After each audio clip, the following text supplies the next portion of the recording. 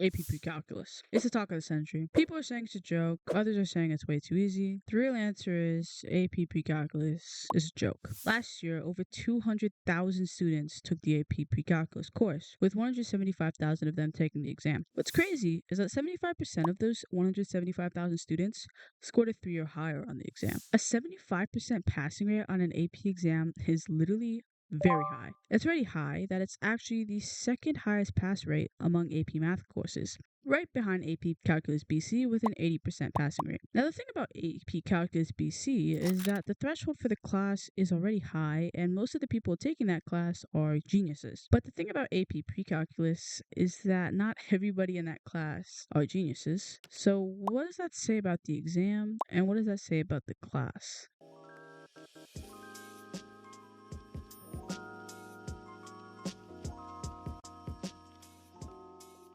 The thing is, the AP Precalculus exam is easy. After taking the exam last May and scoring a 5, I can tell you that the questions were as surface level as finding the average rate of change on an interval when you're given a graph. Now, many people online are making jokes about Algebra 2 being a future AP class or AP Geometry, and to be honest, this isn't far off. The introduction of AP Precalculus is very much a joke due to the lack of rigor at most schools. Now, there are some exceptions to this, with some people saying that the AP Precalculus course at their school is a little more difficult, but most of the people I've spoken to have said that it's a very easy class and it's similar to just Precalculus honors. And that brings me to the big issue with this class. The curriculum of AP Precalculus is basically the same as Precalculus honors, which was the class that got replaced by AP Precalculus. The issue with this is that AP Precalculus students are learning the same exact thing, taking the same exact quizzes and tests, and getting AP credit if they score a 3 or higher on the exam. But Precalculus honors student who took basically the same exact course a year before with the same quizzes and tests and learned almost the exact same thing got no AP credit. And College Board didn't even give out any compensation to these students. Maybe like students who took the course 3 years before the introduction of the AP could have gotten, I don't know, some AP credit, but they didn't. And I think that's pretty sad and unfair from the College Board. And the fact that they decided to do that is crazy considering the fact that the AP Precalculus course directly replaced the honors course and got rid of Precalculus honors altogether. And the issue is that most top colleges aren't even accepting AP credits for this course. Harvard, Yale, Princeton, or other top 20 to 25 universities don't accept Precalculus. Why?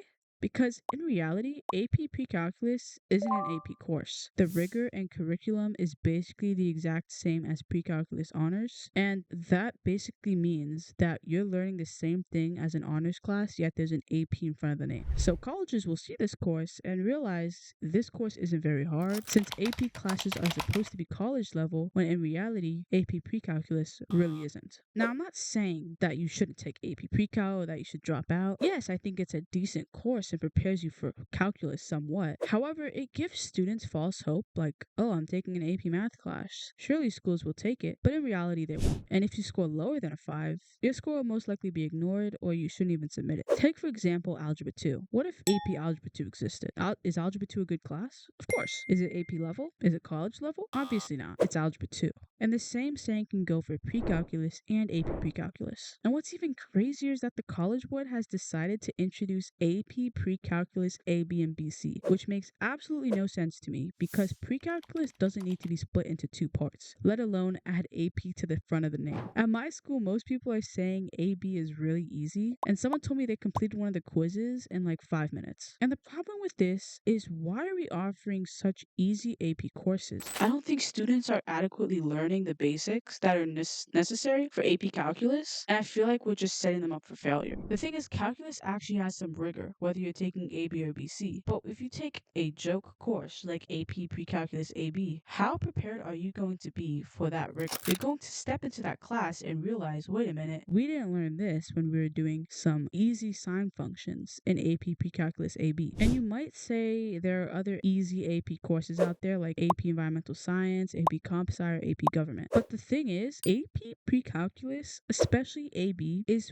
really easy, like too easy. Now, I don't want College Board to see this video and then just suddenly make the class a lot harder. Instead, they should keep AP Precalculus and General Precalculus, not just split the AP into two groups. Because most likely, AB is just an easier and watered down version of BC that goes much slower. And the AP exam for AP Precalculus last year was already decently easing, and most people are saying it's one of the easiest APs and exams they've ever taken. So it makes you wonder, how easy is the Precalculus AB exam, and how well will it prepare students for calculus? These are the questions the College Board needs to address before creating and allowing students to take this course. College Board themselves haven't even uploaded the curriculum or AP exam information for AP Precalculus AB and BC, which makes me question whether or not there will be an AP exam for both courses or if it'll be the same AP exam. Now, if you're worried about getting a 5 on the AP exam, don't worry. When the AP exam season arrives for AP Precalculus,